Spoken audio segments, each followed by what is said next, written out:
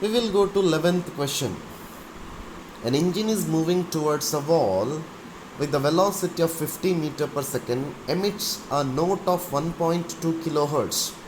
Speed of sound in air is 350 meter per second. The frequency of the note after reflection from the wall is heard by the driver of the engine. So reflected sound appears to propagate in the direction opposite to that of direction of sound of engine. Thus, the source and the observer can be assumed to approach each other with same velocity. So frequency dash becomes now nu into v plus v naught divided by v minus vs, or nu into v plus vs divided by v minus vs, or nu dash becomes equal to now 1.2 into 350 plus 50 divided by 350 minus 50, which is now 1.2 into 400 divided by 300. So 1.6 kilohertz is the answer. 1.6 kilohertz for 11th question. That is option C is correct. 12th question. A glass tube is open at both the ends. A tuning fork of frequency F resonates with the air column inside the tube.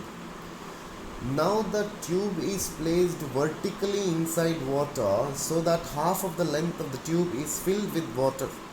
Now the air column inside the tube is in unison with the another fork of frequency F dash. Then you need to find the relation between F and F dash. So in first case L is equal to lambda by 2. L is equal to lambda by 2. So lambda becomes equal to 2L. Our frequency F is equal to nu divided by lambda, which is now nu divided by 2L. Let me call this as equation number 1. This is first case. Second case, L by 2, which is equal to lambda dash by 4, which implies lambda dash becomes now 2L.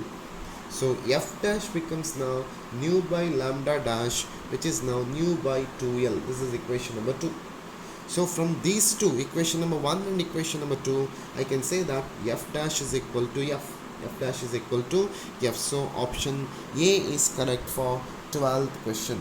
Option A is correct for 12th question.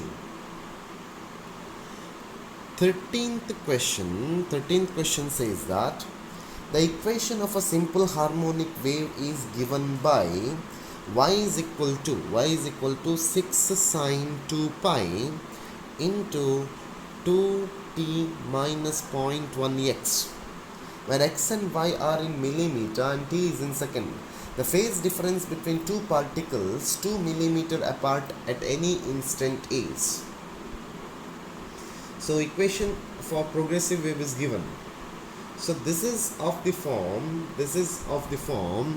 y is equal to a sine omega t minus kx, where k is 2 pi by lambda. So lambda becomes equal to 10 millimeter. Lambda becomes equal to 10 millimeter. 13th question.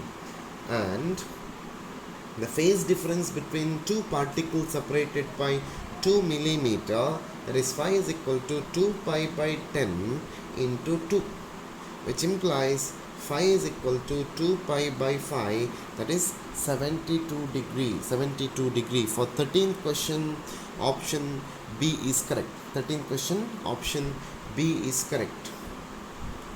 We will go to 14th question. With what velocity should an observer approach a stationary sound source so that the apparent frequency of sound should appear double the actual frequency? V is velocity of sound. So 14th question. So velocity of observer, which is equal to velocity emitted.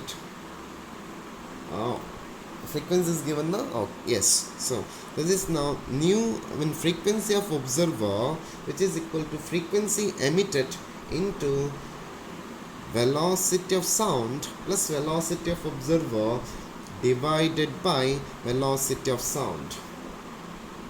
For the observed frequency change due to Doppler effect, V observer is equal to 2 times V emitted.